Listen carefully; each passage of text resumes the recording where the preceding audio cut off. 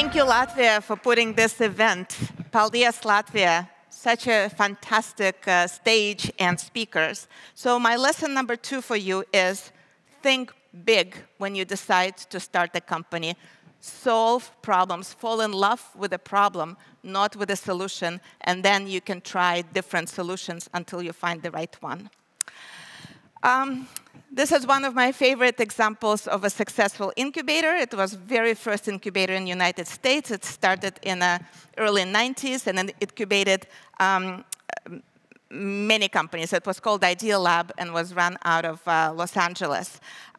So because they started so many companies and incubated so many companies over the years, they had 45 IPOs, for God's sake. They were able to step back and look at the data and distill the data into 5 most important elements that companies need to be successful. So the 5, no surprise, are ideas, team, business model, funding, and timing. Now, it will be a surprise to you to learn which of these 5 is the most important. It's timing. And we will talk about it at my talk later on today, why it's so important. But for the universities that are thinking how to help people start their ideas and turn them into companies, these 5 ingredients are really important. And what's most important is that if you have the right team, they can evaluate the right timing, they can create the right business model, they can go and obtain funding. So finding that business person, that business unit, and marrying it to a researcher becomes a key.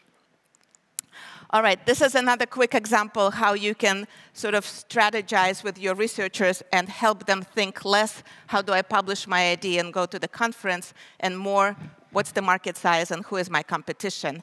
At the University City Science Center, we had the proof of concept program that put together researchers with business advisors, scientific advisors, specialty clinics with IP lawyers and so forth, and basically help them pivot their thinking of less, OK, I'm still working on it at the lab, and more, let me think how I can commercialize it.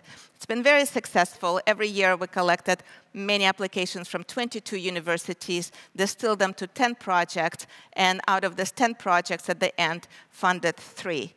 And finally, there is a model from Manchester, University of Manchester, called MIMIT. It's their innovation closed loop, where, just like the gentleman from Enterprise Ireland said, it's a push versus pull. What they do here, they work with a centralized health system and hospitals to address what are the biggest problems that we have today, and then they go to universities to say, do you have a solution for those problems? So it's less of university pushing their innovation onto the marketplace. It's more of a marketplace coming to the university and saying, we need you to work on those solutions. And so my lesson number 3 here is, it does take a village to raise a child, but it absolutely takes an entire community to raise a startup. So I hope you will learn from these lessons and go turn your next idea into the company. Thank you so much.